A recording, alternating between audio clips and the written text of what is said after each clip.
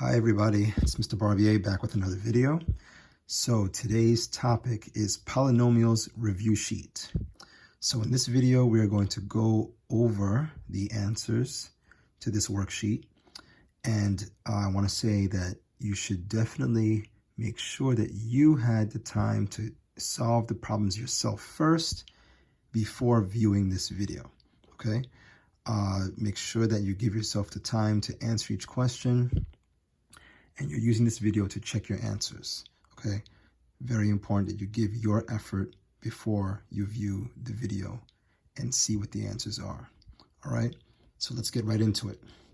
Now, it says here, directions. All work must be shown under each problem or on scrap paper to get full credit. Scrap paper must be handed in, have your name written on it, and each problem must be numbered.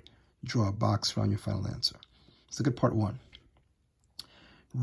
Rewrite the expression in standard form on the line. Then write the degree and leading coefficient. Okay? So ladies and gentlemen, if you're seeing this for the first time, you can go ahead and try it, pause the video, and then unpause when you're ready to see the answer. Okay? And let's get right into it. So our first polynomial expression, let's zoom in, is 10x squared plus 8x minus 2x to the fourth minus 7 plus 9x to the third. So we want to rewrite this expression on this line here in standard form. How do we do that? You know, if you do know, please tell me. I'm listening. Okay, very good. I think I heard someone say, Mr. Barbier, you're going to write the polynomial in order from highest degree to lowest degree. That is correct. And what determines the degree? The exponent assigned to the variable, okay? So for example, this term here has a degree of 2. This term here, okay, positive 8x, has a degree of invisible 1. As a matter of fact, we can even put the invisible 1 there, all right? This term here, negative 2x to the fourth, has a degree of 4. This term, negative 7, because it is a constant, meaning there's no variable term next to it, has a degree of 0. All constants have a degree of 0. And positive 9x to the third has a degree of 3. So it is as simple as writing each term on the line from highest degree to lowest degree. That's it. So of all these exponents, 2, 1, 4, again, degree of 0, and 3, which one has the highest number? That would be negative 2x to the fourth. Be sure to keep the negative sign as well. Don't just write 2x to the fourth. Write the negative with it. That's going to be my first term in standard form. Okay? After a degree of 4 comes a degree of 3. So positive 9x to the third is next. After 3 comes 2. There it is. So 10x squared, obviously 10 must be positive if there's no negative sign in front of it. So I'm going to put here plus 10x squared. After 2 comes 1, so positive 8x is next. And finally, my constant is last, negative 7. Okay, if you have that answer, good job. Give yourself a pat on the back. Excellent. Now, how do we find the degree of this polynomial, the entire polynomial? Well, the degree of the entire polynomial is simply the highest of all of the degrees, which is, okay, very good. Someone just told me 4. Okay, there it is right there in the front. And then what again is the leading coefficient? Very simple. The leading coefficient is the coefficient of the variable term with the highest degree. So this variable term, negative 2x to the fourth, has my highest degree, which is a degree of 4. Therefore, I take its coefficient, which is negative 2. And that is my leading coefficient. An easy way to think of it is negative 2x to the fourth is leading the line. It's the line leader, okay? It's in front of this entire polynomial written in standard form. Therefore, that negative 2, that coefficient, is my leading coefficient. It's that simple. Okay, so now that we get the idea, ladies and gentlemen, if you haven't done this one yet, pause the video and you do it. Okay, I'm going to assume that you've tried it and you've unpaused, and now you're ready for the answer. So tell me the answer, please.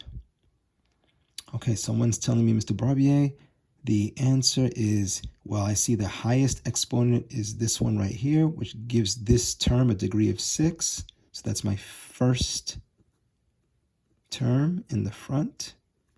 That is correct. After 6, what's the next highest? Is 4. So positive x to the 4th. The next highest is what? Okay, there's no 3, so 2. Negative 13x squared. After 2 is 1. Where do I see a 1? Okay, well, this is just negative 5x, invisible exponent of 1, right? So that comes next, negative 5x. And then finally, after 1 comes 0. And I have a constant term, negative 8. And constants always have a degree of 0. There it is. Someone tell me the degree of the entire polynomial, okay, is the biggest one, which is 6. Very good. And the leading coefficient is the coefficient of this variable with the highest exponent, which is 9. It's that simple.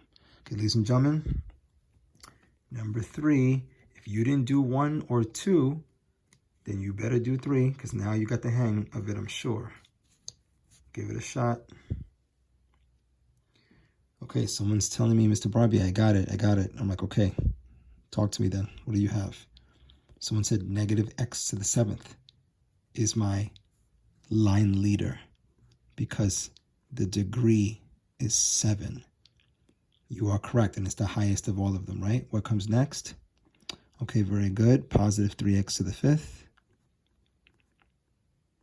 What comes next? Okay, very good. Positive 9x to the 4th. What comes next?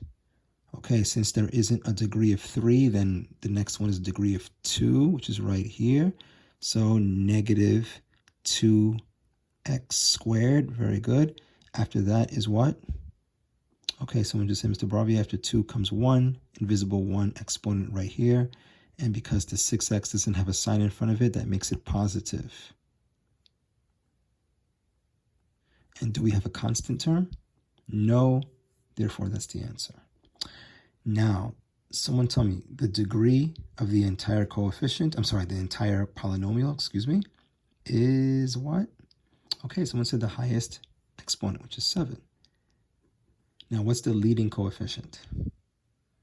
Okay, I heard someone say, Mr. Barbier, the leading coefficient is x, because I see an x right there. Now, someone else just said, wait a minute, Mr. B, no, that person forgot the negative. It's actually negative x. Are either of those two answers right, somebody? Okay, someone's saying, wait a minute, Mr. Barbier, isn't the coefficient always a number? A coefficient has to be a number. It can't be a variable. That is correct. So my leading coefficient is what then? Okay, someone said, Mr. Barbier, well, in front of every variable, there's always an invisible 1. So my leading coefficient would be negative 1. And the answer is right. Yes, negative 1.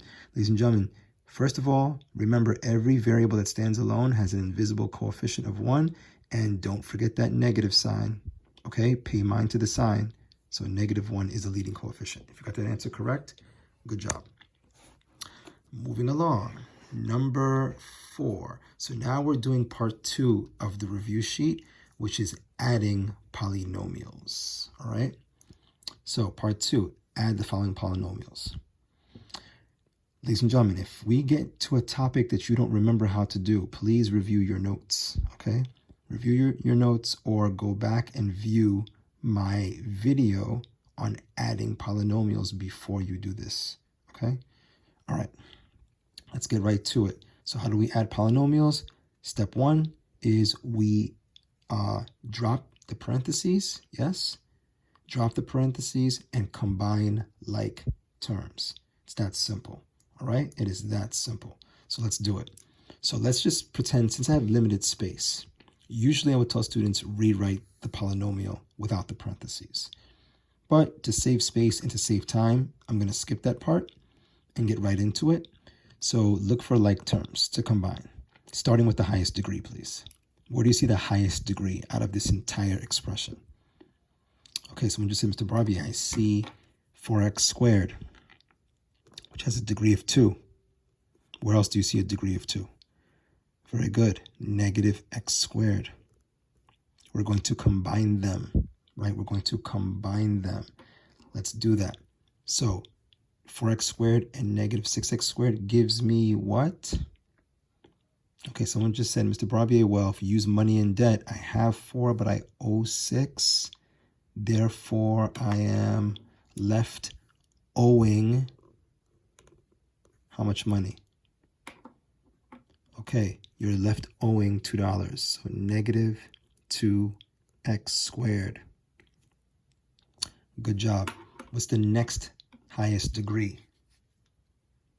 Okay, someone just said, Mr. Barbier, well, I see a degree of 1 here and here. And you would be right. Let's combine like terms. Okay, if I have $3, but I owe somebody $8, what's the situation?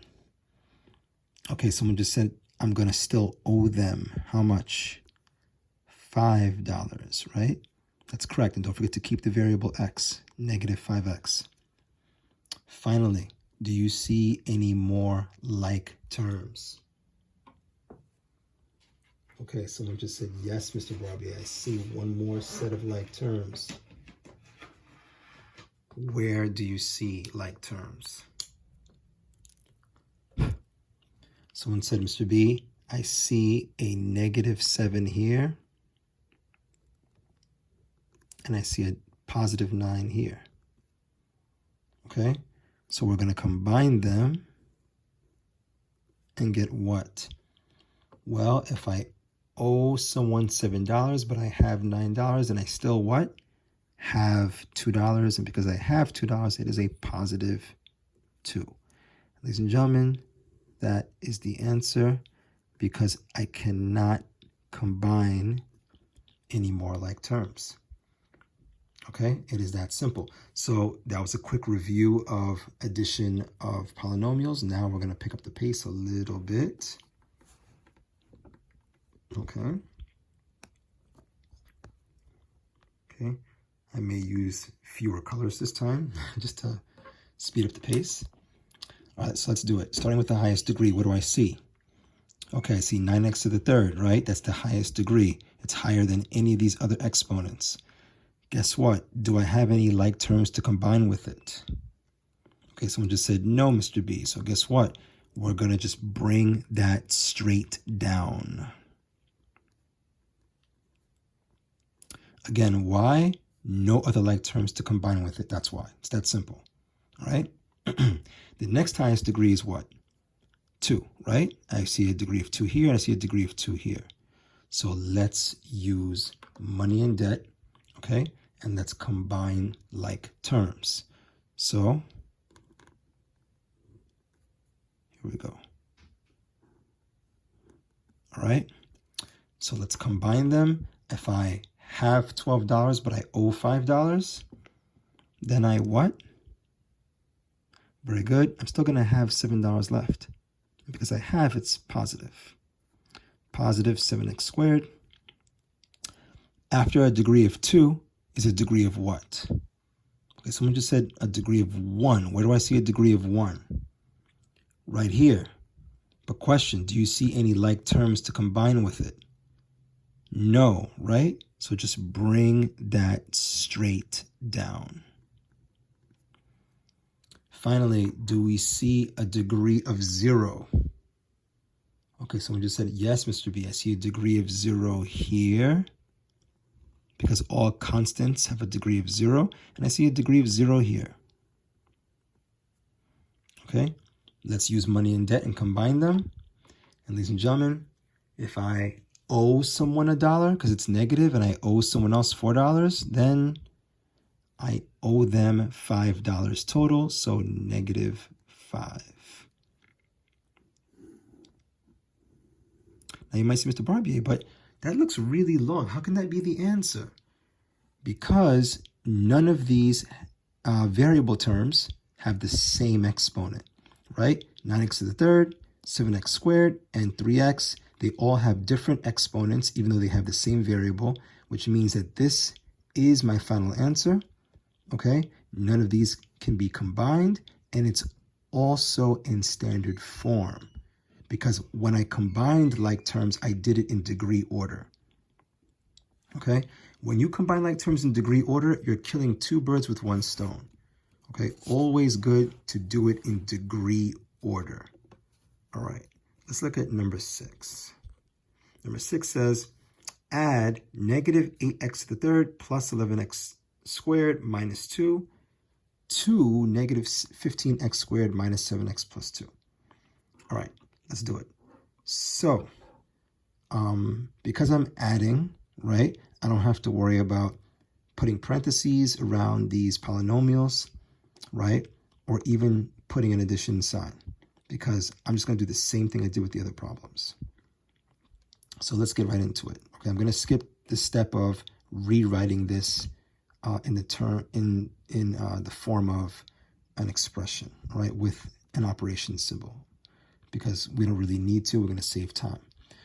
So my highest degree, negative 8x to the third, I'm just going to bring that straight down.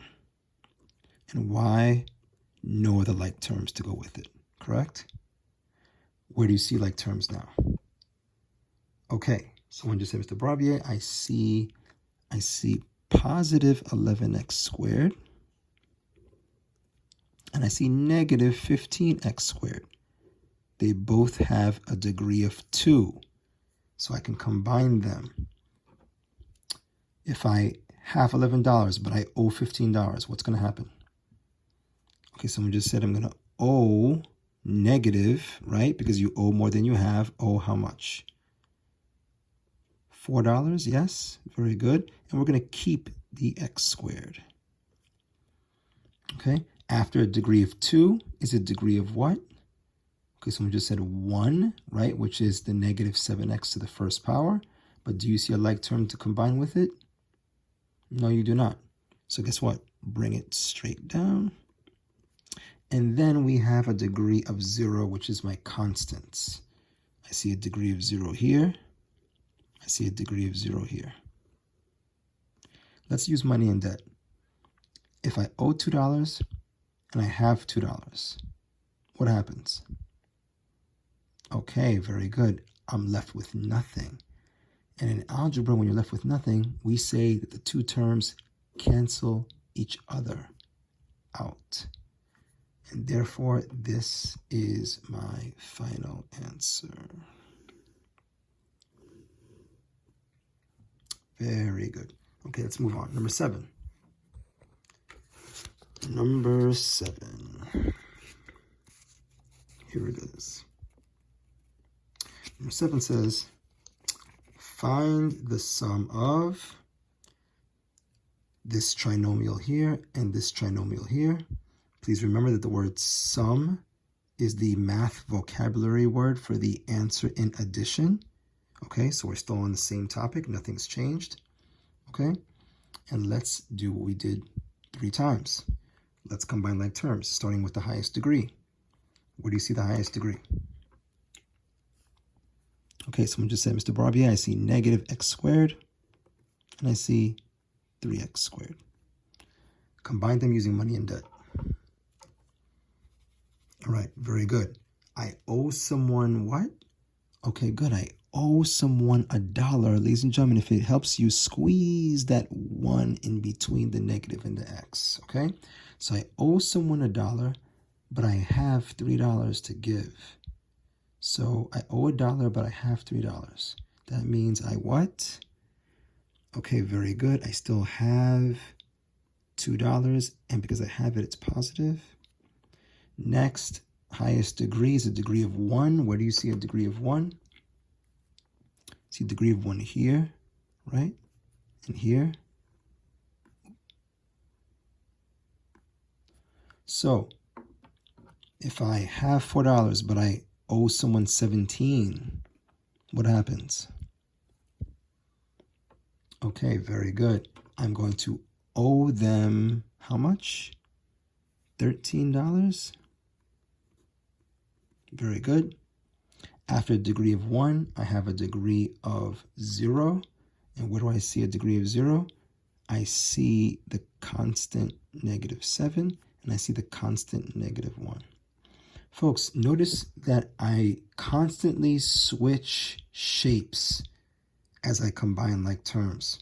Okay? Now, you may not have the luxury of having different color pens, but you do have the ability to draw a box when pairing up one pair of like terms, and then a circle to pair up a different pair of like terms, and then a triangle to pair up another set of like terms. Do the same thing. Okay, we're all visual learners. Okay, so different shapes, creating different shapes when combining like terms is the way to go. Okay, so you owe $7 and you owe another $1. Altogether, we owe $8. Very good.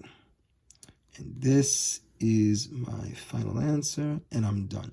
So ladies and gentlemen, we just finished part 2, which is adding polynomials. If you got all 4 answers correct, very good. Give yourself a round of applause, a pat on the back, and I'm very proud of you. Let's move on to part 3, which is subtracting polynomials. Now, some of you are probably thinking, oh, Mr. B, I got this. If I can do addition, subtraction is the same, right? Subtraction is not exactly the same. No, it is not. As a matter of fact, there is a very important difference. And I know many of you know what that difference is. What is it? Okay, someone just said, Mr. B, for this, you need to acknowledge the fact that we have a subtraction symbol in the middle of 2 sets of parentheses, right? We have a polynomial expression on the left, polynomial expression on the right. And this symbol tells me that I'm going to change every term to the right to its opposite. Okay, so I can look at this as an opposite symbol, and it tells me make this the opposite sign, this the opposite sign, and this the opposite sign. But my preference, ladies and gentlemen, is to take this minus sign and make it into a -1. Okay, look what I just did. I squeezed a 1 in between this minus and the parentheses, and now I'm going to distribute this -1 to every term on the right side. All right? Because I know how to distribute. I know distributive property very well, right? I know distribution very well. So let's do it. Okay? So what's -1 times -7x squared? Someone just told me, Mr. Barbier, it's positive 7x squared. Correct. What's -1 times positive 2x? -2x. And what's -1 times positive 9? -9. That's it.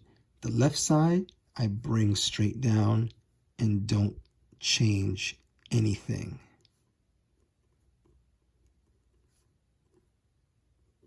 Okay?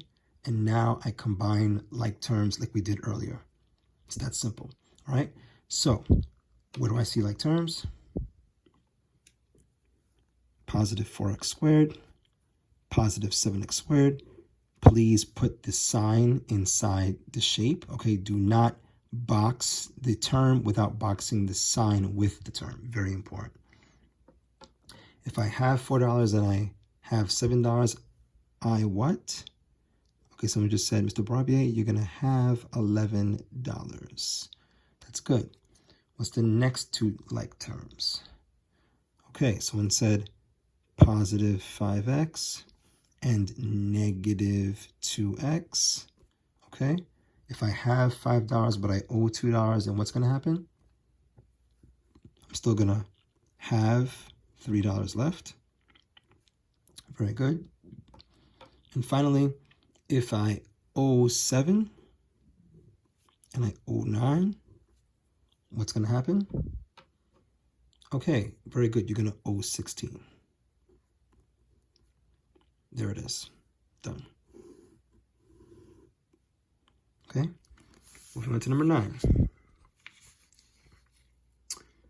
Let's do the same exact process. All right, guys? The one thing about math is that math never changes. Once you learn something, you do the same thing. So guess what? I'm subtracting. I'm going to make that -1, and I'm going to distribute that -1 to the right. Okay? Someone tell me, please. Wait a minute. Someone's saying, Mr. Barbier, wait a minute. This is just -x². There's no number there. Okay? If it makes you feel more comfortable, put that 1 right here. What's -1 times -1x²? Okay, someone just said, Mr. Barbier, it's going to be a positive 1x². Yes. You know what? Let me get back to my blue. Positive 1x². What's -1 times positive 7x? Okay, someone just said -7x. Very good. And what's -1 times -9? Okay, positive 9. Okay, and what about the left side? Left side stays the same, right? So bring that down.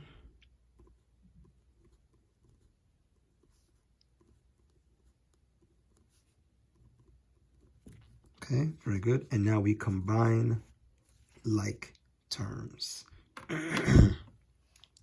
So we have -x². We have positive 1x².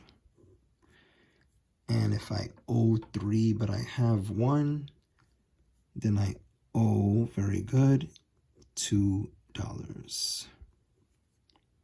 Okay, the next pair of like terms are what?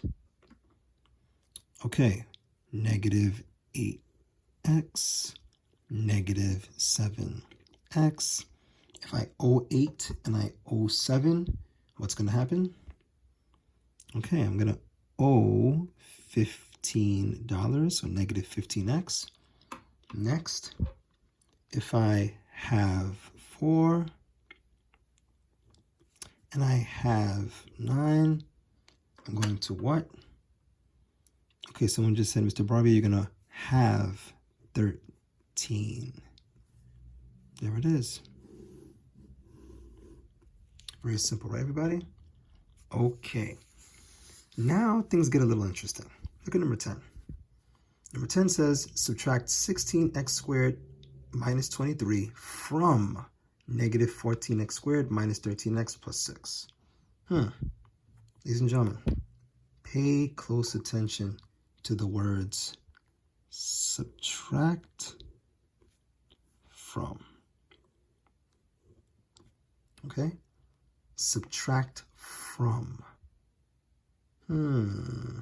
Let's take a look at something really quick. If I say to you, look at this. If I say to you, subtract 2 from 5. If I say subtract 2 from 5, I have a question for you. Does this mean 2 minus 5? Think about that. Subtract 2 from 5. Does this sentence tell me to write as a subtraction expression 2 take away 5? No, it doesn't, right? It doesn't. It's telling me to take 2 away from 5. In order to do that, I must put the 5 to the left, minus sign here, and then the 2 to the right. Essentially, ladies and gentlemen, what it's telling me to do is it's telling me that this must come here and this must come here, because I'm taking this away from this. All right? Now, it's interesting how when I write it in simple terms, we know what to do. But the minute it's in polynomial terms, we don't know what to do. So folks, this is no different. It's the same thing. If it's telling you subtract this binomial, because it's 2 terms, from this trinomial, It means that this trinomial must go on the left and this binomial must go on the right. We must flip them. Very important. So let's do that. So negative 14x squared minus 13x plus 6 must go on the left. And not only does it go on the left, but I must put parentheses around it. Okay? Very important. Very important. All right? And now this binomial goes on the right. Again, with parentheses around it. Okay? And don't forget, in the middle is my operation, which is subtraction. Now, some of you are thinking, Mr. Barbier, one thing. They didn't put parentheses. How come you did? They didn't put parentheses because it's written in the form of a sentence here, right? Because it's written in the form of a sentence, that's why the parentheses are missing. You need to know to put the parentheses in. That's number one. Number two, I need the parentheses also in this situation because I'm subtracting and I need to distribute my -1 to every term on the right. Okay, ladies and gentlemen, so the parentheses is my reminder that I can't eliminate the parentheses without distribution. Okay, distribution is my process for eliminating the parentheses. Okay, so -1 times 16x squared is what? Okay, negative 16x squared. And -1 times -23 gives me a positive 23. Folks, this is why the parentheses is so important, because all of you would have kept the 16x squared negative. I know that. But you would not have changed the 23 to a positive if you didn't distribute. Okay, you know that and I know that. So let's make sure we do it the proper way. Okay, bring down the negative 14x squared minus 13x plus 6. Bring that straight down. And now do what we've always been doing, which is combine like terms. Starting with the highest degree. So negative 14x squared is my highest degree. Negative 16x squared shares the same degree. Combine them using money and debt. I owe $14, excuse me, and I owe another $16. Therefore, I what? Okay, someone just said, Mr. Barbier, you're going to owe $30, so negative 30x. My next highest degree is negative 13x because it's a degree of 1. Nothing else has a degree of 1. So I bring it straight down. And then finally, I have a degree of 0, my constants, which is positive 6x and positive 23. I'm sorry, I said 6x.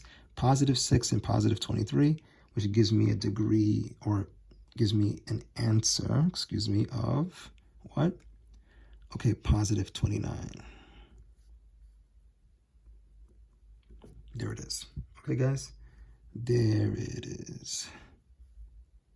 We can box this.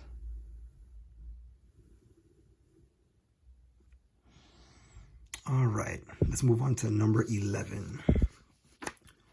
11 is already written for you. You don't have to flip anything.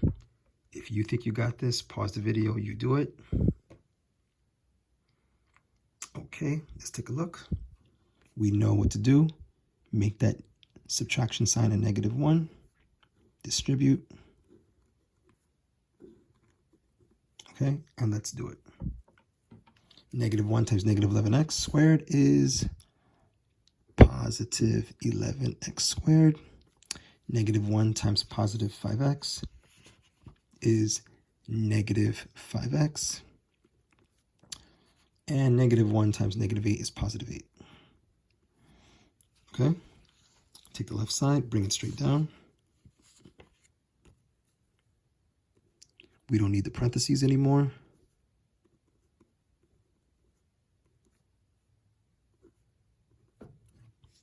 All right, and now combine like terms in degree order. Highest degree is what? 8x to the third. So what do I do with that?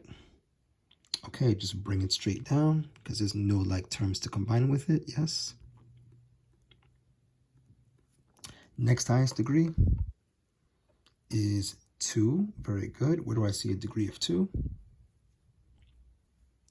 Positive 12x squared and positive 11x squared. Very good. Combine them and we get positive 20, what was that, 23? Yes, positive 23 x squared. Okay, what's my next highest degree? Okay, negative 5x. Drop that straight down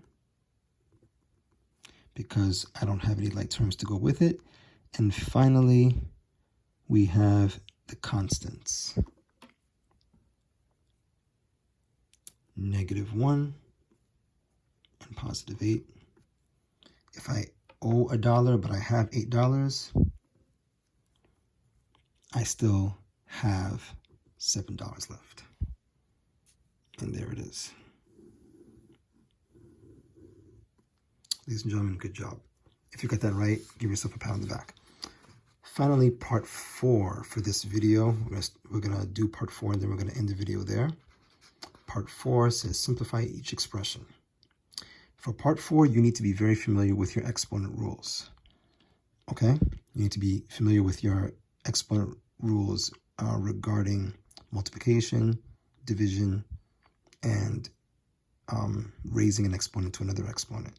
So make sure you know your product rule, your quotient rule, and your power rules. Let's start with number 12. When you see two terms touching each other, two monomial terms in this case, we know what operation that is, which is what? Good, multiplication. And in multiplication, we do what to the exponents of matching variables? We add them, yes? So x squared times x to the 6th is, someone tell me? Okay, very good. It's x to the 8th. Please don't tell me x to the 12th. Okay? When we multiply by the same base, we add the exponents. It's called the product rule. Look at 13. 13 is no different than 12, except now I have 3 monomial terms. If you think you got it, pause the video, you do it. Okay, let's unpause and take a look. X to the -4th times x to the +5th. I have matching variables. I'm going to keep the matching variable x the same. And I'm going to use money and debt to add the exponents, right? You owe $4, but you have 5. That means you're left with $1, so x to the 1st. But wait a minute, I still have one more variable term. Still one more monomial. So we're not done yet. So again, the variable bases match. I keep it the same. All right. And then I say, I have $1, but I owe 6. Therefore, I what? Very good. Owe $5. Now, ladies and gentlemen, one thing I forgot to mention.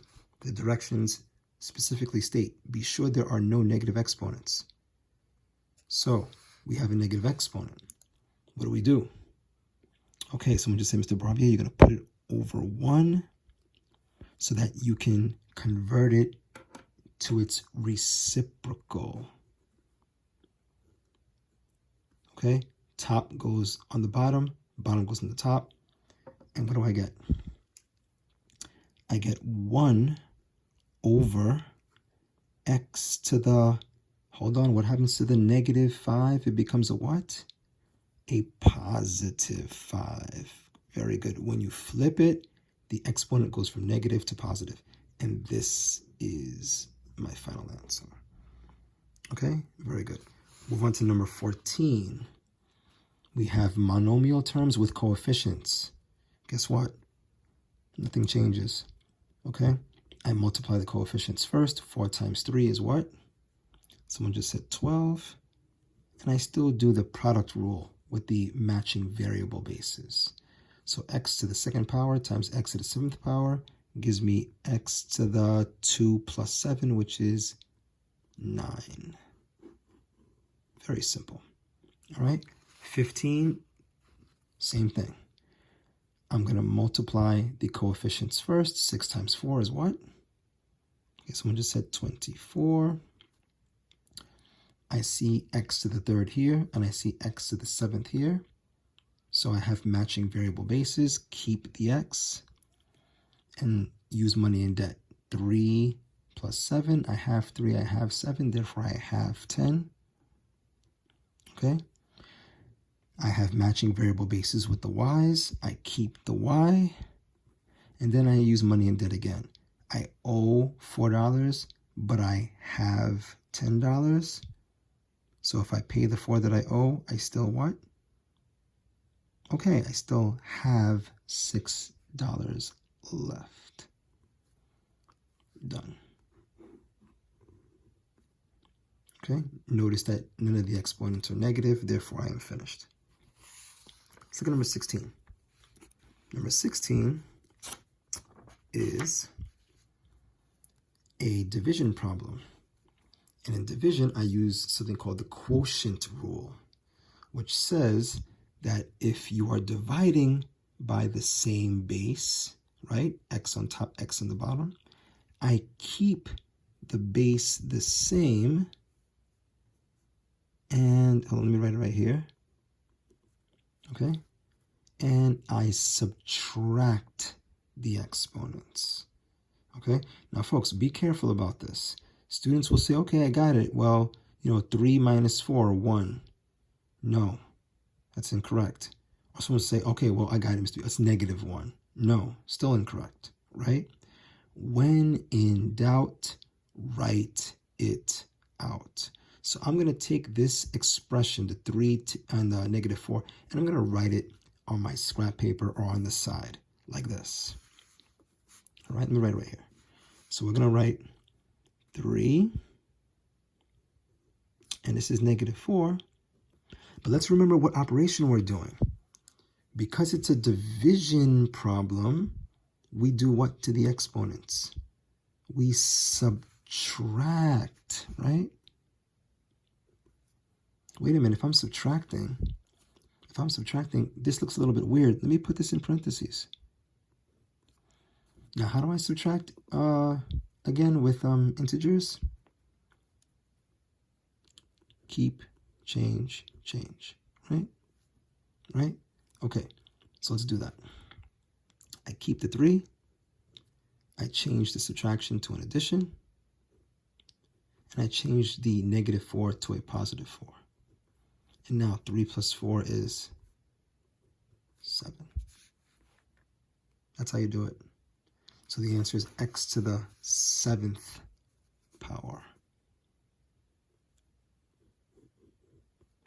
Okay? When in doubt, ladies and gentlemen, write it out. Okay? Let's get back to number 17. Again, it's a division problem, so I'm going to use the rules for dividing monomials. So I have a 12 on the top, I have a 3 on the bottom, so I'm dividing 12 by 3, and we get what? Okay, someone just said, Mr. Barbie, you're going to get 4, because 3 goes to 12 4 times. Good. I have x to the 5th, and then I have x to the 6th on the bottom. So again, when in doubt, ladies and gentlemen, you can work it out or write it out on scrap. So let's do it right here. I have 5.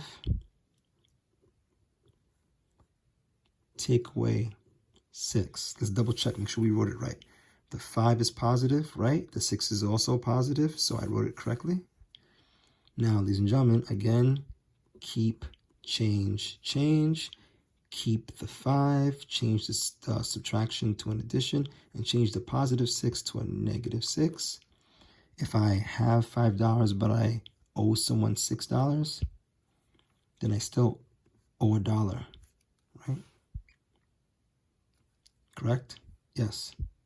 So that means I'm going to have here x to the negative first power for now. Okay, let's continue. Y to the 9th divided by y to the 3rd. I'm dividing, so I subtract the exponents. 9 take away 3 is what? That's 6. So y to the 6th power. But again, we do not want a negative exponent. So I'm going to take this whole thing, put it over 1. And then, ladies and gentlemen, be careful though, be careful. I'm not flipping the entire fraction like I did with number 13. Okay, you might say, why not, Mr. Barbier? Because in this case, only the x has a negative exponent. The 4 does not, and the y does not. So only the x will drop to the bottom and get a positive exponent of 1, which I don't have to put because it's now invisible, right? And what happens to the 4? Stays on top. What happens to the y? Stays on top. There we go. Okay? It is that simple. Let's continue. 18. We have 4a squared over 3b to the negative 3rd in parentheses raised to the negative 2. What do?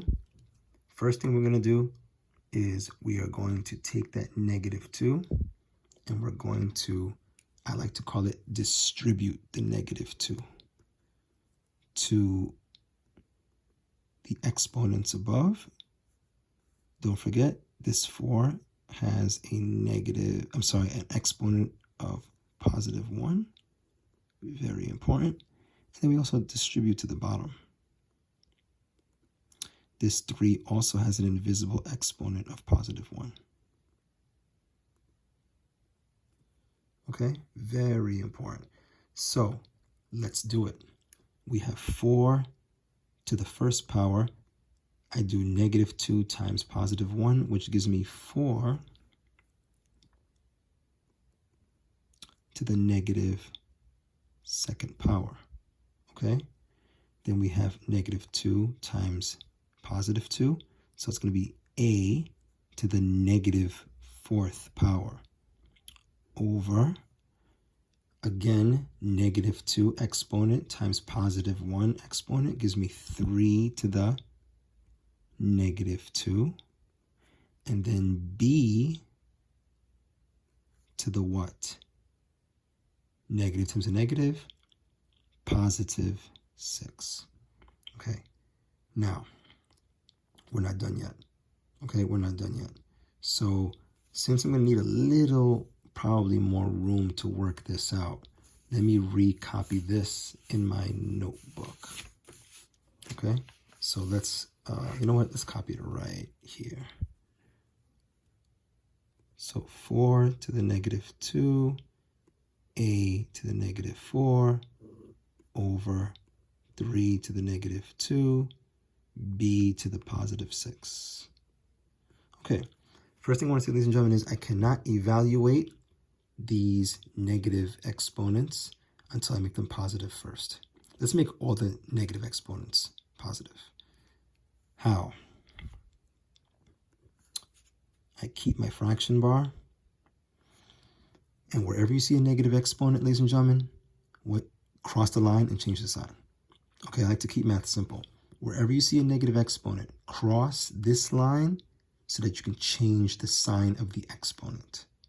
So 4 to the negative 2 will go from the top to the bottom and become 4 to the positive 2. Okay? 3 to the negative 2 will go from the bottom to the top and become 3 to the positive 2. A to the negative 4 will go from the top to the bottom and become a to the positive 4. Now, be careful here. B has an exponent that's already positive. If I move it to the top, it's going to become b to the negative 6. I don't want it to be b to the negative 6. I want to keep the exponent positive, so therefore I keep the b on the bottom. because its exponent is already positive. Okay, hope that's clear to everybody. Now let's continue. And now that all of my exponents are positive, I can evaluate. Okay, what's 3 squared? Okay, someone just said, Mr. B, it's 3 times 3, which is, please don't say 6. What is it? It's 9. Very good. What's 4 squared?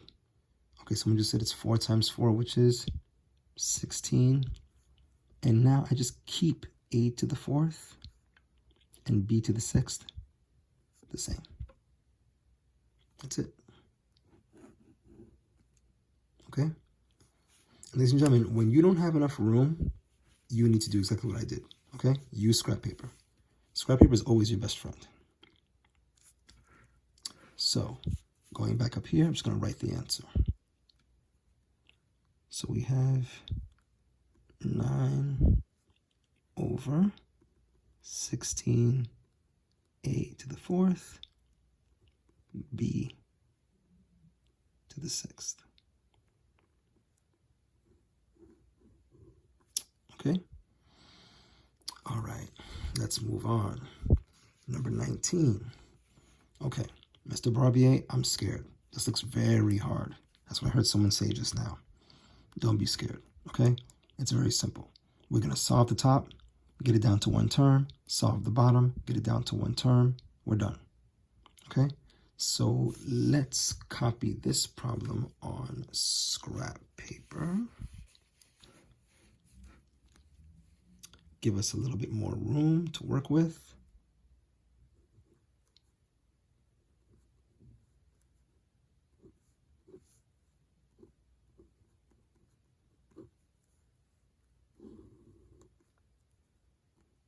Okay, ladies and gentlemen, scrap is your best friend.